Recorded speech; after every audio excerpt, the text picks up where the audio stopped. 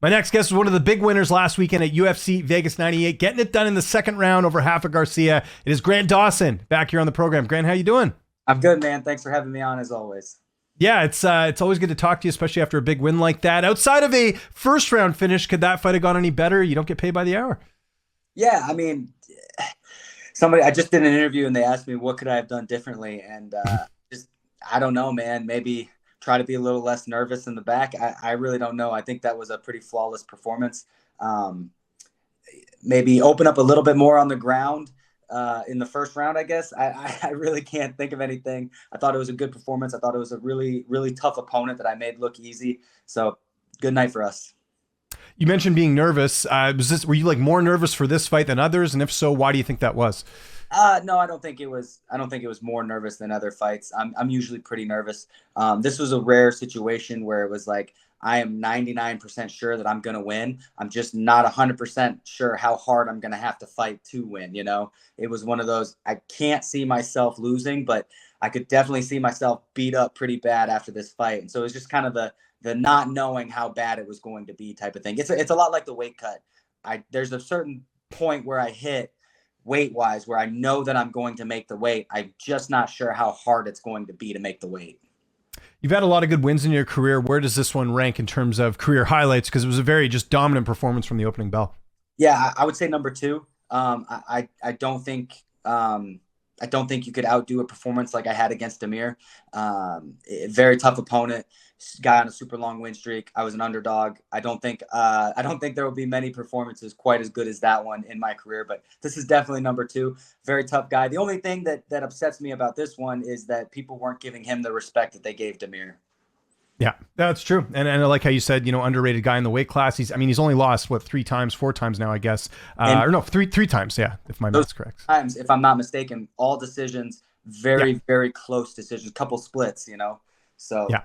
he's good. He's damn good. What did your wife say to you after this post-fight speech, which was amazing, by the way? Like, did you rehearse that or did that come straight up the hip?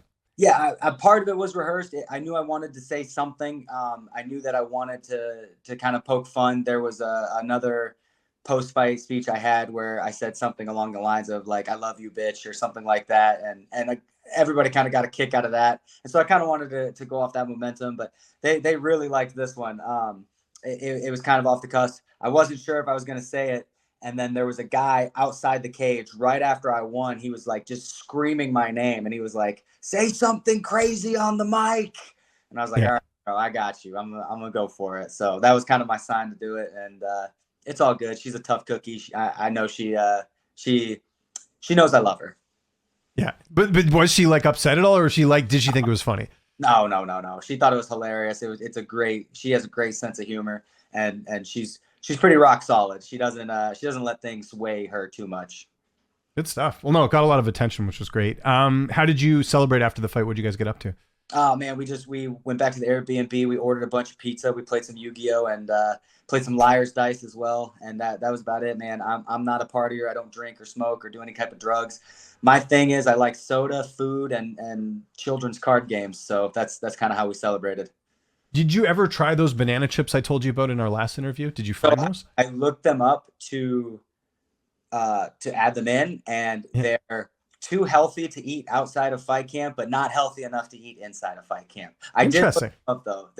They're lower, but the problem is here's the issue. If I start snacking, I keep going. And so Right. it doesn't matter how low calorie the thing is. If there's calories in it, I'm gonna get above what I need to get. So that was the issue. And then outside of fight camp, I'm just gonna eat regular potato chips. Yeah. Fair enough. Fair enough. No, I can understand it. One of the few that uses coconut oil, which is nice as opposed to, your regular vegetable oils, which is good. When do you want to get back in there? Big win. I know it looks like the cards are pretty much filled up till the end of the year. Is there kind of like an ideal time you want to get back in there and get the next one? Yeah, January, February is probably when I'm going to get in there. If I could wave a magic wand, I would put myself against Drakkar Klose on that December card in Tampa. That would be absolutely phenomenal. Get one more big win in this year against a very tough opponent. Hopefully end the year ranked, but I don't think it's going to happen. So we're aiming for January, February. And people have asked me who I want to fight. Like what's next for me? Do you want to fight this guy? The issue is the top 15 is so It's so mucked up right now. We got guys fighting at 70 that are ranked. We got guys that are fighting at 145 for 145-pound world championships that are ranked. The rankings don't really make a whole lot of sense right now. People are clogged up or booked. So I don't think my next fight will be in the top 15. That would be great if it was, but I do think I will fight Nasrat, Drakkar Klose, one of those types of guys who are just on the cusp of the top 15 as I am. Is part of you as well wanting to fight Drakkar because he also defeated Garcia as well? Was that part of the thought process? No, I want to fight Drakkar because he beat Bobby Green and Hugh Pulley, which are my only 2 losses. Oh, interesting. Oh, yeah, he did beat Hugh Pulley back in the day. Okay, interesting. Back in the day, right? Long time ago. I think it was right after Hugh Pulley beat me too. Yeah. Yeah, it's crazy. Kind of looking back, that's how long you've been competing. How would you look at a fight with you and Drakkar? Obviously, he's got the wrestling, but been a little inactive just because of injuries. I know he's been out for a while with that type of dealing with a lot of different stuff. I remember the whole pushing thing too with Jeremy Stevens, so that took him out for a bit as well. Yeah, I think he's a phenomenal fighter. I think that he's very well rounded. He's got he's got good wrestling. Everybody's got good wrestling, but I make guys that have good wrestling look like they got shit wrestling. I fought a silver medalist and I out wrestled him. Everybody was saying, dude, I cannot tell you how many messages I got during this fight camp telling me that, oh, you're probably going to win the fight, but just, dude, Garcia, he's got some of the best takedown defense, he's so hard to get down. He's so hard to hold down. And it was just absolutely easy to get it done. So, I don't care how good your guys' wrestling is. I'm going to get it done. I'm going to figure out a way to get you down. There's been a lot of talk about your division. It looks like it's going to be Islam and Arman next. But I know Dustin Poirier and I believe some other fighters in interviews has talked about like a BMF tournament with Gaethje and Hooker. And although now we're hearing Hooker might fight McGregor, but what do you think of that type of tournament? Do you think that's something that's feasible in the UFC, or is it too difficult with the fact that, fighters are kind of positioned where they are? It's a terrible idea. Okay. Why? Horrible. This division's already mucked up as it is. These people have 70 pounders and 45ers in the top 15 of 155. You think that you think that we can do an 8-man tournament in the top 15 of guys that are already fought each other and this not get more crazy? Everybody's always bitching that they want new blood in there. And then when you get new blood in there, nobody treats them with respect. Nobody gives them anything.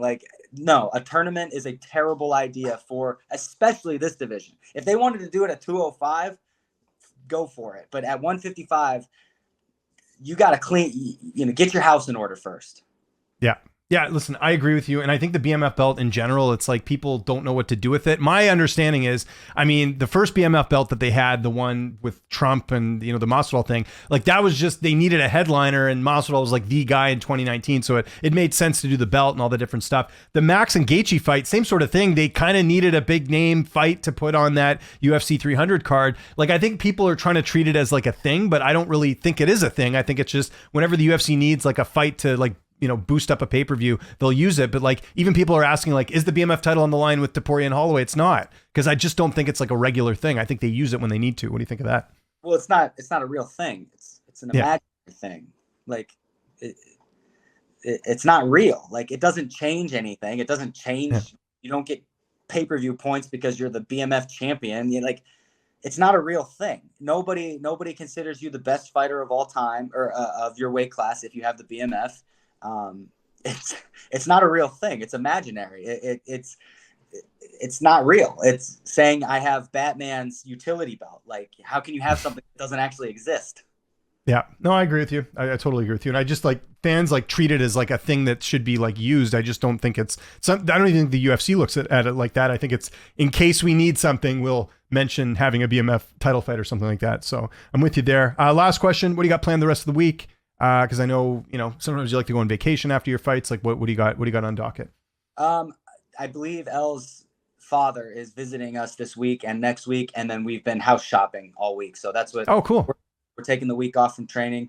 I'll probably go in and lift tonight, but other than that, we're not really training. And I think we're gonna go house shopping all this week and next week. And God willing, we've been trying to buy a house for the last 2 years living in Florida. God willing, we get a house. We've been wanting a house. We've been wanting to start a family. So hopefully that's in God's plan and it shows up. And Elle's got a fight coming up in December, right? Yeah, she's fighting in December, the day before the Tampa card, I believe. So, oh, cool. Yeah, if I did get on that card, that'd be kind of hectic and crazy, but we'd figure it out. 2 big paychecks coming our way. We'd figure it out. And making time for interviews. Grant, always appreciate it. Anyone you want to mention, anything you want to mention before we get out of here? I'll give you the last word. Dude, all I can say is thank you to my team. I can't go through everybody because we would be here for another 13 minutes, but everybody that has supported me in this journey, my beautiful, beautiful wife, whose nickname is now Quarters. No, Yeah. I got to thank my team, everybody. This camp was really hard. This was a really, really tough camp for me. And I don't know if I would have been able to get through it without the support system that I have. So thank you, everybody.